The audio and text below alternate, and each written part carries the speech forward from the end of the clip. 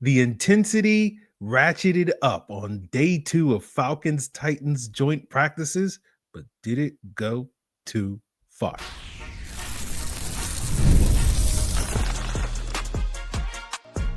You are Locked On Falcons, your daily Atlanta Falcons podcast. Part of the Locked On Podcast Network, your team every day. Welcome back, everyone, to another illustrious episode of the Locked On Falcons podcast, your daily Atlanta Falcons podcast, part of the Locked On Podcast Network, your team every day. And if you do not know me, I am your humble host, Aaron Freeman, aka the Jolly Green Giant, aka the iron that sharpens the iron, aka Mr. AKA, and I've been covering the Atlanta Falcons for almost 2 decades, formerly at falcfans.com, RIP. Still going strong on this illustrious podcast, and I thank each and every one of you that goes strong with me as every dayers. That means you make this podcast your first listen each and every day, and all you got to do to become an everydayer is subscribe or follow for free on YouTube or wherever you listen to podcasts to get the latest episode as soon as it is available. Guys, we are joined by none other than Maria Martin, sports anchor for 11 Alive Sports. She's going to give us the blow-by-blow of day 2 of Falcons-Titans joint practices. Who starred, who scored, jabs, punches, hits, uppercuts, all of it. Seemingly all of it coming from the southpaw quarterback in Atlanta. So without further ado, let's jump into that conversation with Maria right now. Of course, we are back with an illustrious guest. She is Maria Martin, sports anchor at 11 Alive, and she's here with us to talk about day 2 of the Falcons joint practices. She got her refereeing on today with all the fights going on in practice. But Maria, basically I got to ask you, was the story of day 2 of joint practices between the Falcons and the Titans, was it more about the fights or was it more about football?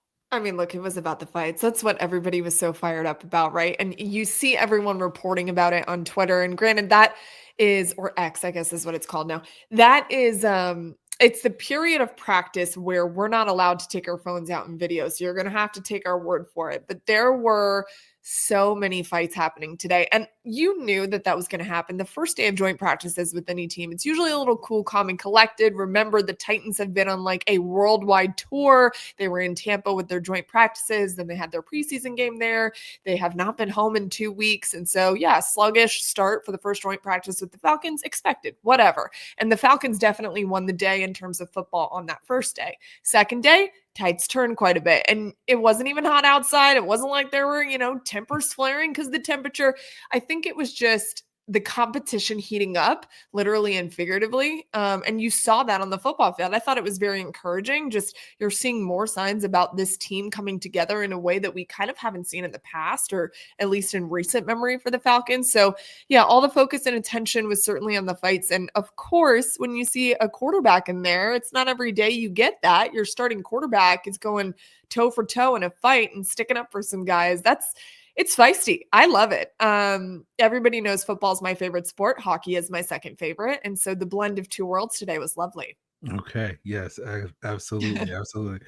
So when you mentioned Michael Penix, and for those folks that did not hear, Maria, you can give us more details and a full recap. But from what I understand, there was one sort of huge fight that drew all sides. And it seemed like that one was instigated, maybe not by Michael Penix, but because Michael Penix was at the heart of that one, with maybe some trash talking back and forth after he made a big completion to Ray McLeod, and Titans players didn't like it. And he was maybe, and so he was at the heart of that fight. And that basically caused like the benches to clear and everybody to sort of get in the midst of that. So I'm curious, give us the blow by blow of what you saw, as well as what are your thoughts seeing the quarterback of all people in the heart of these fights. Yeah, so I'm not going to throw Michael Penix Jr. under the bus. It wasn't just him out there fighting. I'll go blow for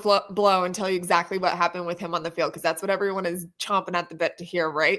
But special teams, there were fights over there. There were fights on both of the fields. So it wasn't just, oh, there's this brawl happening here and nothing. No, it was all out everywhere. And if you talk to the players, they have to ask you, hey, what happened on that field? Because they're hearing of fights on the opposite field. Like it was a lot going on today. But the main event, everyone, if you want to go in the fighting aspect of things, right, was Michael Penix Jr. And he said it was an alter ego for him. He doesn't know who that person was. He doesn't really even know what happened. And I actually believe that, when your adrenaline is pumping and in those instances, especially in sports, you just kind of black out and nothing really comes to mind. And that's kind of what happened to Mike. That's how heated the moment was. It was a deep ball to Ray, a big completion. And on Mike's account, there was a lot of chatter happening all throughout the practice leading up to that point. So I would assume that he said some things in return because he had heard them all afternoon and he even said they said some words. So I shared mine and I don't know what he said. He doesn't know what he said because he just kind of blacked that out of his memory. One thing leads to another. I'm sure someone goes chest for chest with Mike and some things happen. So I didn't see the initial scuffle because it was quick. And as you mentioned, sidelines are clearing, benches are clearing, and everybody's coming to the middle. And next thing I see is Mike Penix on the ground. And so, of course, your teammates, when you see your prized possession, and in the NFL, it is a lot of money on the line when you got a starting quarterback on the ground. That's scary. And the whole point of these joint practices, especially for Mike, who doesn't play in preseason games, these quarterbacks aren't live, so they can't get hit. DJ Williams, the quarterback's coach for the Falcons, even said that's his first hit in training camp on Mike Penix Jr. Look, and he's a competitor. The guy played running back when he was in Little League. He likes to put his nose in there, but unfortunately in the NFL, you got to protect your assets at all costs. So I know that made probably coaches, and Terry Fontenot was even in there. And that's when, things are getting a little rough whenever you see your general manager running to the middle of the field and trying to break something like that up. So it was a rare occurrence. I don't know that I'll ever see anything like it again. And he even told me when I asked him, have you ever been a part of something like this before? Mike, you're so calm. You're never really one to instigate. You don't really seem like the trash talker that, say, a Drake London would be, who you could not contain after this happened, by the way. He was just chirp, chirp, chirp, chirp, chirp, and the whole rest of the practice, and rightfully so, you're sticking up for your quarterback. It was nice to see. But he said, no, honestly, he can't remember a time that he's ever been a part of something like that. So I don't think you're ever going to get it again. It was a one-time event. I firmly believe that. And, Mike said he wishes that it wouldn't have gotten to that point. But at that point, words are exchanged. You got to stick up for yourself. And it was, to me, once in a lifetime when it comes to this specific player. Now, where do you take that? Because again, it's not normal for your quarterback to be involved in this, but do you see that as a positive? Do you see that, hey, there's a fire in Michael Penix's belly? This is part of the whole leadership stuff. How do you interpret it? Yeah, let's be very clear. I don't think Mike needs to fight for me to think that he's not a competitor or that he is competitive. I don't need to see that from him to know his competitive spirit. Even though we talk about how cool, calm, and collected his demeanor is and all these things, you understand how competitive Mike is in just by getting to know him. And then, of course, the competitor that you see on the football field, or at least the glimpses that we have at the NFL level. However, when you see your quarterback take it to that next level, I'm telling you, ask any football player, that is your leader. That is your alpha on both sides of the ball. They look at the quarterback. What is he doing? How does he lead? What's his body language like? What does he do in and out of the huddle?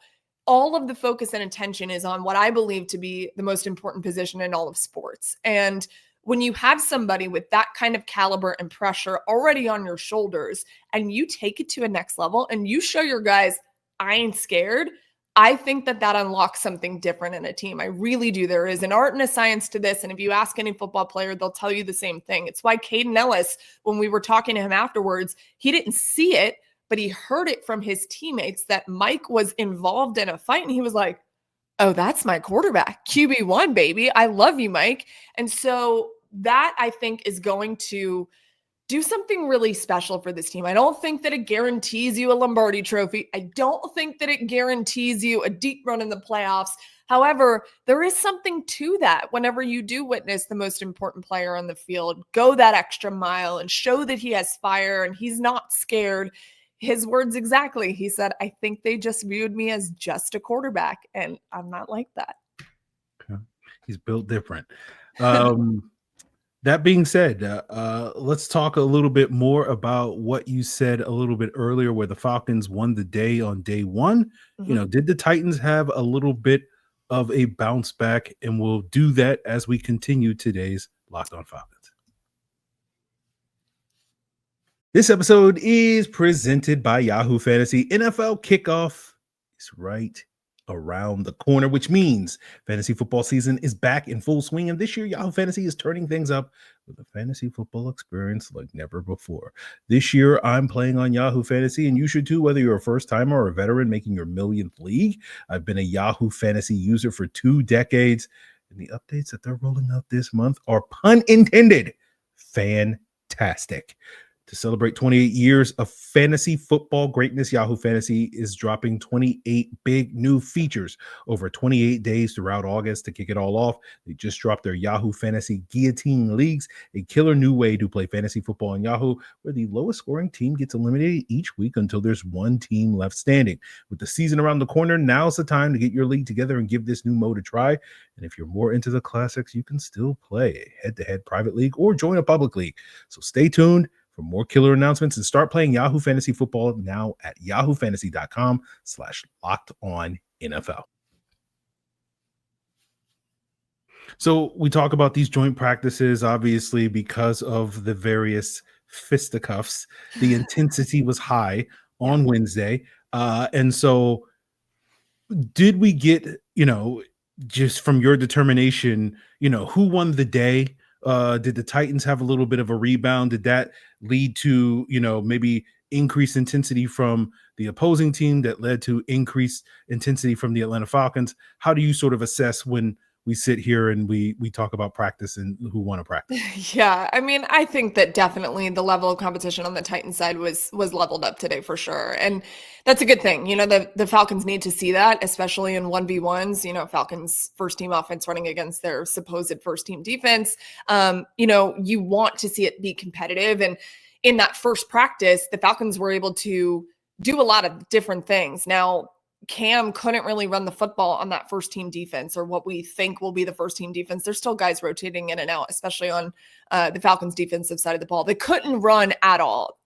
Today, they did have a little bit more success with their run defense. And so I think that I wouldn't call it Titans winning the day overall, but what I would say is they certainly were more competitive.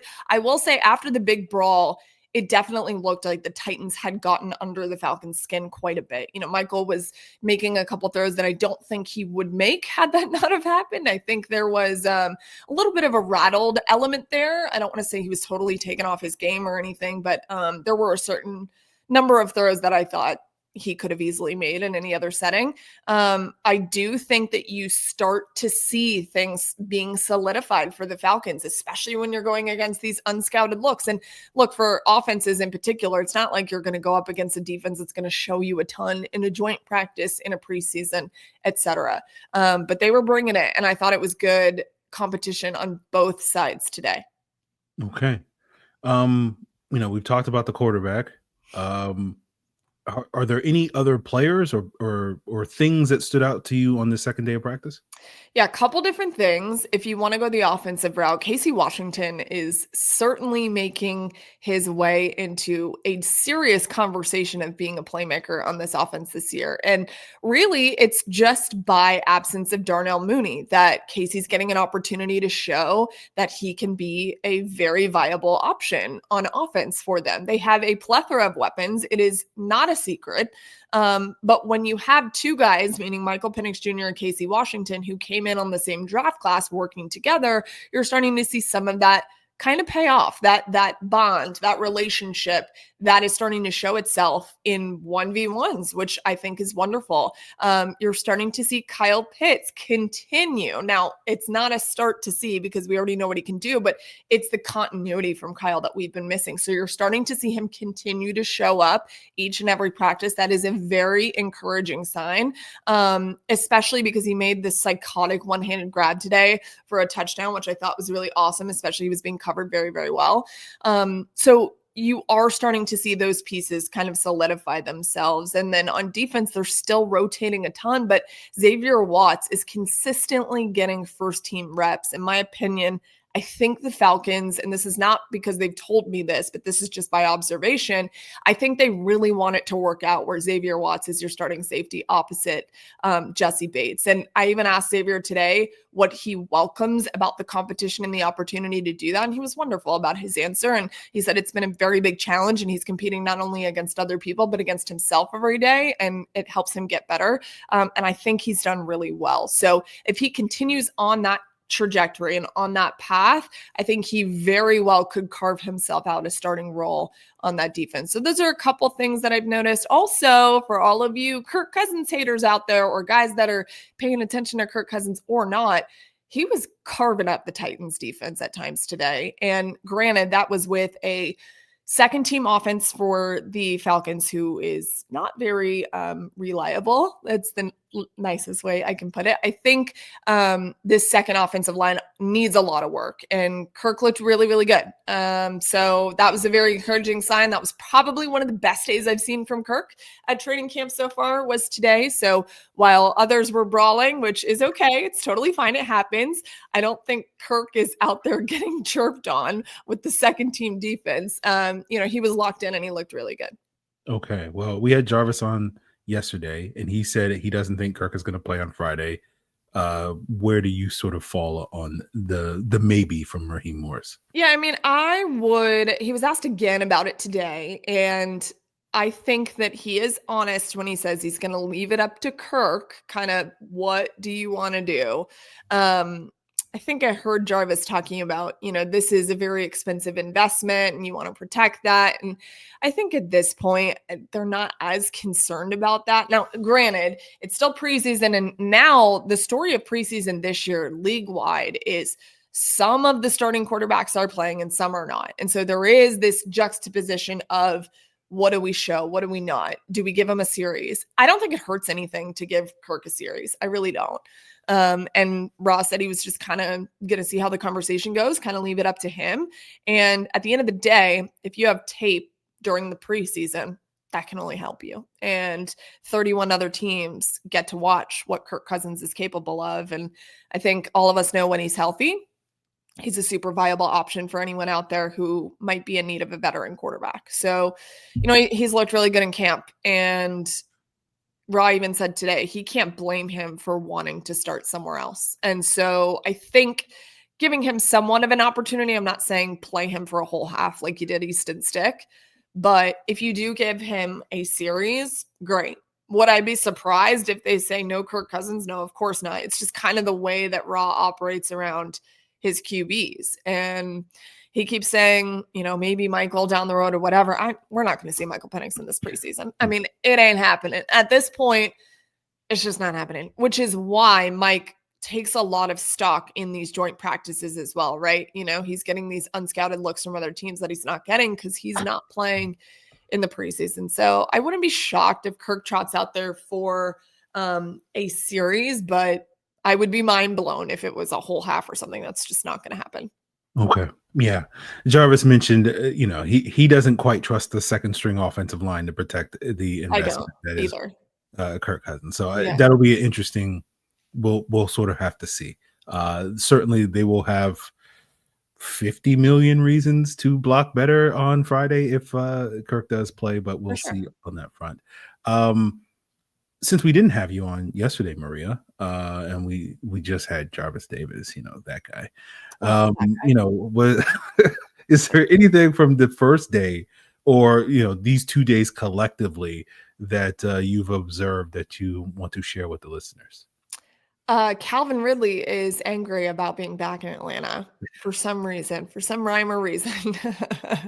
I'll get you more on the Falcons, but I think that's something that I forgot to mention earlier, especially today. I mean, he was fired up. He has this nice little battle going with AJ Terrell, right? The last couple of days, which is what everyone wanted to see. I think it's one of the first things that Raheem Morris pointed out. You know, they're former teammates, and AJ has grown. I don't even need to go over this if you've been watching the Falcons. He has grown in ways that are immeasurable since the time that he was a teammate with Calvin to now. He's not the same corner, and a very viable option to cover a very powerful receiver. And it's been a very fun battle to watch. And, you know, sometimes AJ wins and sometimes Calvin wins. And today, specifically, one of the times that Calvin did win, he ended up running in front of the hill and yelling something. I won't repeat it, and spiking the football. So, you know, he was fired up. I don't know what those emotions are with Calvin. We didn't get an opportunity to talk with him because he was talking at the same time as Jeff Ulbrich. So, I do think that that was very interesting to watch and to witness. You saw Cam Ward take a step forward in day 2. I will get to the Falcons, I promise, but these are just observations because there was a lot of hype around Cam Ward being the number 1 overall pick and hopefully a savior for the Titans. That's what they're hoping for. I was very lost on Cam in day 1, which granted, you shouldn't take a lot of chalk into practices for quarterbacks anyway in this environment. They're not live. There's a lot of different variables where I don't want to make the whole judgment on the player. But you certainly saw some instances of what everybody talks about Cam, the calm demeanor. He's not afraid to make the throw. He's not afraid to make the dangerous throw, which gets him in trouble sometimes. I saw that on day 1. He wasn't rattled easily, which I think was good.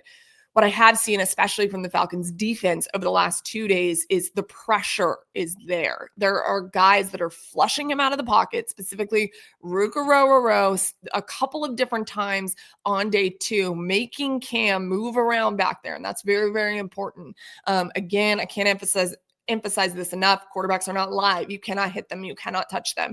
So when they're getting close, what would be a sack? What would be a quarterback hurry? It changes in practice. However, Rook is right there. James Pierce Jr. was right there a couple of times. I do really believe, and I hate doing this about the Falcons defense because it has bit me in the butt the last couple of years, but I'm serious when I say this. I think the pressure is going to be there this year. I think there's going to be a level up. I'm not going to say that it's going to be life-changing, but they have some very good players, and the way that they're using them is specifically interesting. Some stunts that they're running with the defensive players on the defensive line specifically. I don't think I can talk specifics. I think I get in trouble for that.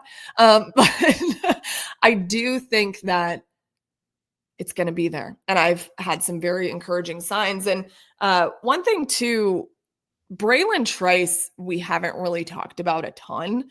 And he's been rotated in and out there. I don't know what Braylon Trice's significant role will be on this defense. And mostly because there are more players in front of him, I believe.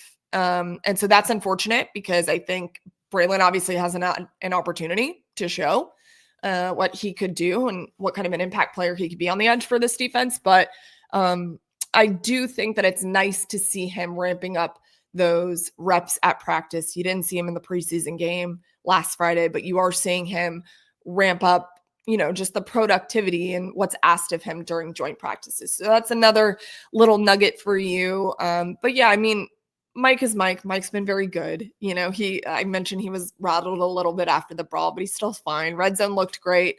Connections with his receivers have been very good. And he's starting, one thing I have noticed about Mike specifically is he's starting to throw guys to where they have to go get open. So trusting your receivers, which is a big step forward for a quarterback. And that comes with time. It comes with reps. It's not like it happens overnight. People think it does, but I saw that a couple times with Kyle. That's something people are dying to see. It's just a connection that I've noticed, that he's throwing the ball where he knows Kyle can only go get it, and forcing Kyle to go do that is important. So I think all of that's been positive, and it's been a nice development to watch. Okay. Well, you mentioned Braylon Trice, who did not play in the first preseason game. Mm-hmm. Maybe we get to see him on Friday. And so I want to wrap up, Maria, talking with you about what are some of the things that you are looking to see on Friday night when the Falcons play the Titans for real? And we'll do that to wrap up today's Locked On Falcons. Now, managing your money can be very difficult. Locked On has been very good to me over these years, paying me, quite a lot of money to talk about the Atlanta Falcons on a daily basis. But, I'm trying to be better with my money. I'm trying to manage it better. I'm trying to build budgets, stick to those budgets, right? And Monarch Money is helping me do that. Whether you're looking to do the same and looking to grow your savings or planning that next big purchase, Monarch's going to put you in the driver's seat. It's like having your own personal CFO, giving you full visibility and control over your finances. They're not just a budgeting app. Monarch Money is a complete financial command center. You can track all your accounts, investments, and spending all in one place. So in addition to managing your money, you can start building wealth. Reach your financial goals and take control of your finances with Monarch Money by using code LOCKEDONNFL at monarchmoney.com. For 50% off your first year. That's monarchmoney.com, code LOCKEDONNFL for half off your first year. What are you looking forward to in Friday night's action? I mean, we're getting ready to really get into the nitty-gritty of who's going to make this team. And these rotations on defense can only last so long. I know that a lot of the defensive coaches, their plan, so I'm not just talking about Jeff Ulbrich, talking about Nate Ollie, whoever else, their plan is to have this somewhat rotational option. Nate Ollie has this belief that you're going to give me your 4 best plays and then you get off the field. So they are going to try to rep these guys in quite a bit. But when it comes to these starters, you're really going to start to see what that looks like. And I know that you're not going to have a David Onyemata out there. I know you're not going to have, well, you did have Arnold Ebiketie, so maybe you have him again. AK, who everyone has sung his praises to. What does it look like? What do these defensive rotations look like? And you're going to start to see some of that solidify itself, especially against the Titans. You have a lot of rookies that are fighting for playing time. And not only fighting for playing time, this front office is really banking on these rookies having significant snaps and ones that you can count on. And so you're seeing Jalen Walker, James Pierce Jr., Billy Bowman, Xavier Watts.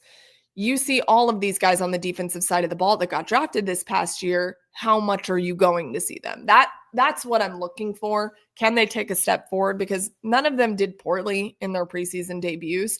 And I think that there is a lot of pressure on those guys. We've talked about pressure ad nauseum, Aaron, on the Locked On podcasts, and who has the most pressure. I think it's this rookie class. They really want them to be involved. And if you haven't gotten a sense of that yet, you're going to get it again against Tennessee. I'm not looking for a ton offensively because those questions are basically answered for us. And you're not even going to get the questions that I want answered out of a preseason game offensively anyway. So I'm looking specifically on the defensive side of the football. And then Jamal Agnew's been out. So return will look a little bit different, obviously. And what does that look like? How many guys can you rep in there on punt return, kick return? Because Jamal Agnew, I think it's kind of his job. That's how they repped him in there throughout all of training camp as the returner. So you need some depth there. You obviously need that. Look at Jamal's not at practice this week. So that's another area that I'm looking at. Special teams and the kicking competition continues. Obviously, we've seen Lenny Craig and Younghoe Koo battling it out at training camp, and you'll continue to see that against Tennessee. So those are kind of the 3 things I'm looking for, those rookies on defense to solidify themselves in, hey, I'm ready for a starting role.